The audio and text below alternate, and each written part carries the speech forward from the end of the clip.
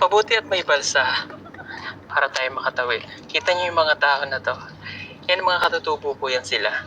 Tumatawid sila rito para makatawid dito sa kabilang side.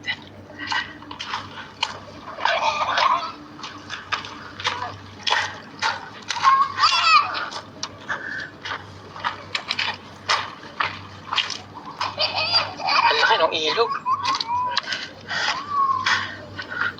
At may kasabay tayo na sasakay.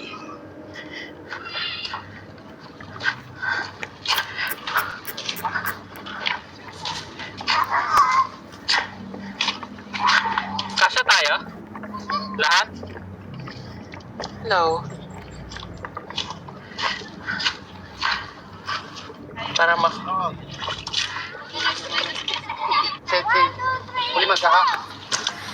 At kinailangan nga naming sumakay dito sa balsa. Ito ang nagsisilbing tulay ng mga taong naninirahan sa kabila, lalo na ang mga taga-Sitio Pandyaatan. Krishna, kapit ka diyan?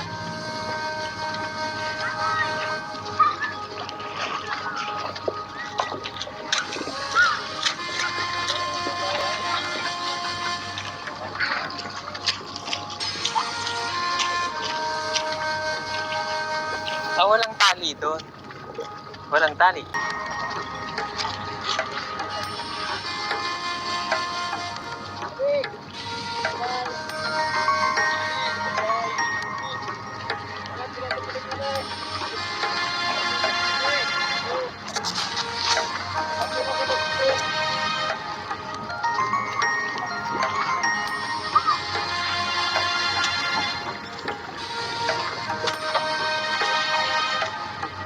So dahil wala pang tulay, ito muna yung ginagamit nilang tulay, nagsisilbing tulay po ng mga nakatira dito.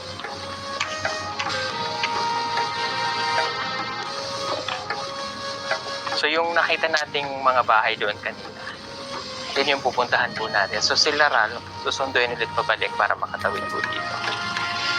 Lagay mo doon sa ulo para matangayan siya. Sige, hawakan mo si Ili para lumipad. Ang ganda ng mesa, ano? Ang mesa. Oh, guys. Init?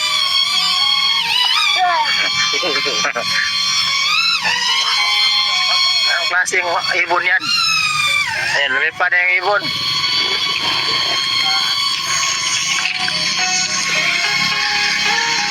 Sasakay na naman kami ulit na tinatawag nilang gakit. Balsa. Alsa kaha. Sarap maligo dito eh. Ang sarap maligo. Ang tapa dahil dali nagana ako nagtalikod. Yes na. Naglula, basyang.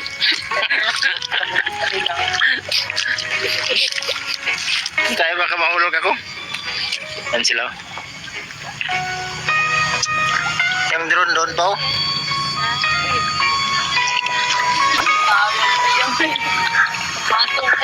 Alam ko, wala yan.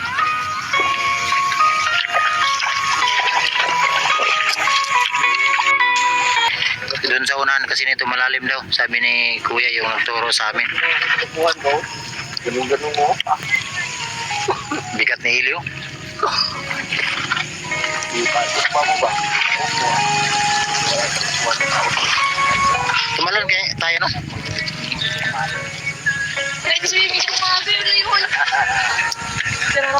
May night pero umaga.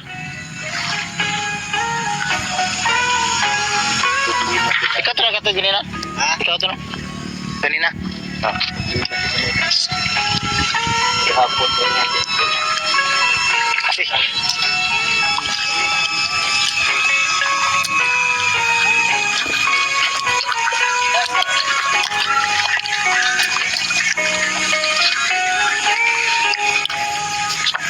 Yan, nakatawid na kami mga kababayan. Pero yung kasama namin doon pa lumipad pa.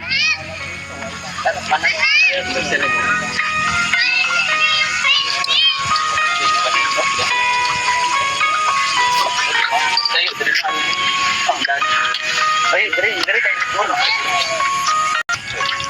Labat. Makita yung buong sitio nila. Itong mga motor sinasakay pagtawid doon sa kabila. Galing dito sa kabilang lugar, pagtawid mo doon sa kabila, sumakay ka nito, gakit. Gakit Barko dito sa amin, maliit lang. Pahinga muna. Ayun ang drone. Sana. Yan na. Yan ang ulo ni Sir Paul. Ipapalapit pa sa ulo ni Sir Paul. Bari. Ayan. Ayan.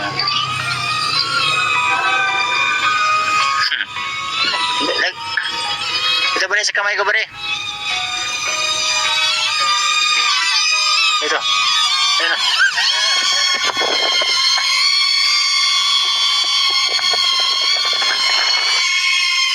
Ayan na. Ito yung inantay namin. Pasok sa baunan. Lagay mo. Bagal mo kasi matagal ka bumalik. Saan ka napunta?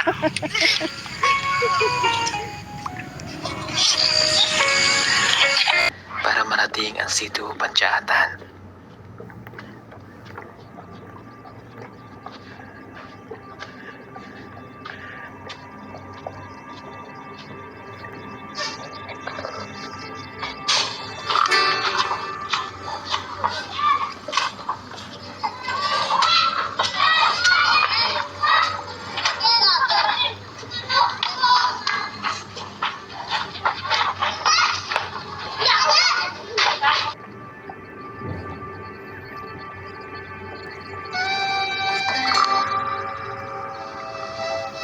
Marami kaming bata na nakitang naglalaro.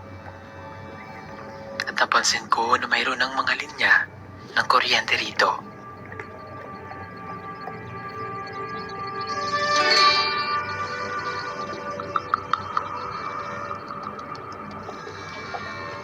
Pero ito ang sadya naming puntahan. Ang bahaging ito na nakabakod at naririto ang 85 bahay ng mga katutubong umayam noon. Pero hindi madali ang pagpunta rito dahil kailangan muna naming magpaalam sa mga dato na naririto sa loob. Mahigpit kasing ipinagbabawal ang pagpasok ng kung sino rito.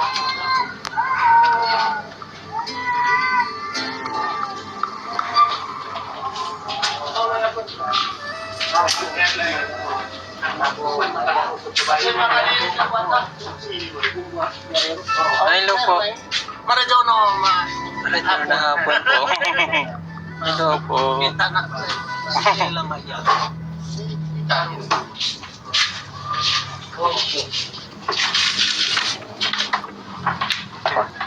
At nagantay kami ng ilang sandali dahil tinatawag pa ang ilang mga dato na nasa sa itaas.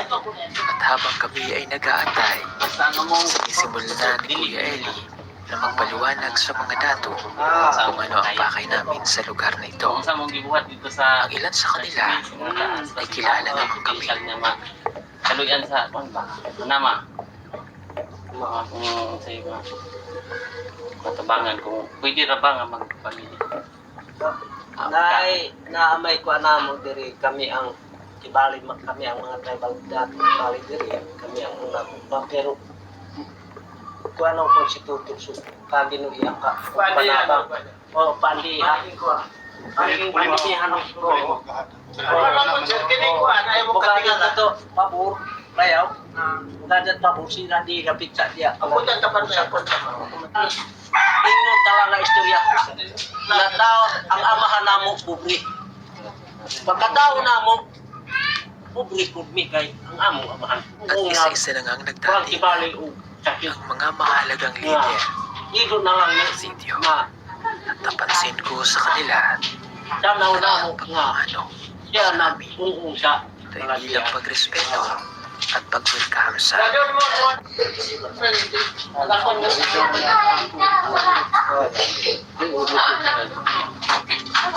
Radyaw na apo.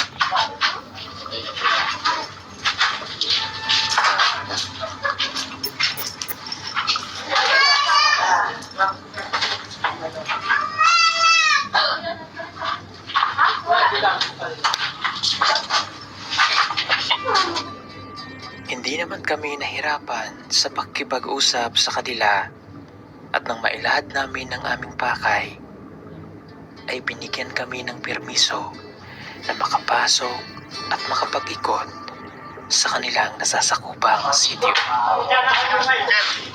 Salamat po. Thank you po. Thank you po. Thank you.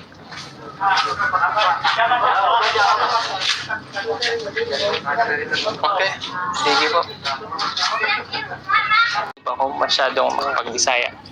Yung nakikita ko po kasi is yung pamumuhay nga ng mga taga rito is yung old pa. At kung sa tingin ko yung pabahay. Kaya lang sa dami po, siyempre hindi naman po kami, kumbaga hindi naman po kami gobyerno, no? At pribadong usang loob namin ito gagawin. Hindi ko pa po kakayanin yung pabahay kasi madami po. Siguro pag-iipunan ko po yun isang taon, kung ilang buwan, ano po? O kung 6 months, pag-iipunan ko para kung makabalik kami dito, doon natin sisimulan. Sa ngayon po, dahil napansin namin, sa dami po nung nakatira dito, wala kayong CR. So, may sinabi po sa amin doon na kailangan ng gawan yung CR. May lubunan, kaya lang wala kayong simento, wala kayong kabilya. So, naisip po namin para at least mabuo po lang yung CR na nando doon, ay di magbibigay po kami ng cash donation para mapag tinabangay ba kayo na mabuo, magkaroon kayo ng semento, kabilya, makabili ng CR, ano po, para at least may CR po kayo dito. So, magbibigay po muna kami ng 20,000 para doon sa community nyo po na mapagawan po kayo ng CR. Okay lang po ba? Yun po muna. Okay kayo sir, salamat. So, salamat sir sa inyong pagkaroon.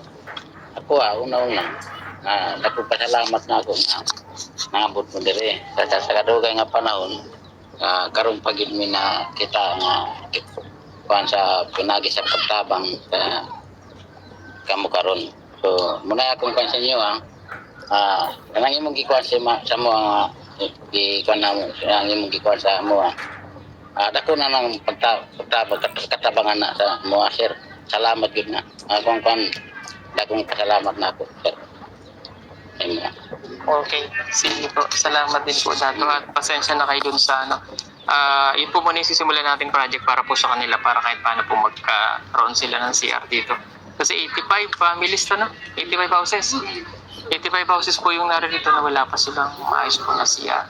So kailangan kasi yun para at least kulang nga yung isa. So pwede pa natin madagdagan yun. No? Makita lang po namin na ginagawa, mayroon po talagang ginagawa. At least para lahat po ay may kumbaga yung community CR natin na matatawag. Okay? Salamat po dato.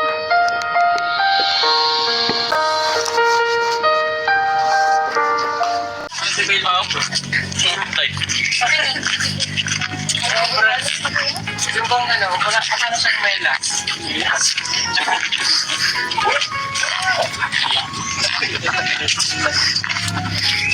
Ano yung sinangak doon? Para sa lokalo? Hindi. Magang... Marami man dyan dun sa lulo ko ulit. Oy! Ano ka ba?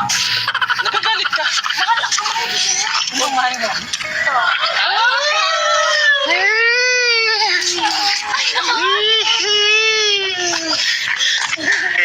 Sisi. Tidol, ikaw. Sabak ka dre.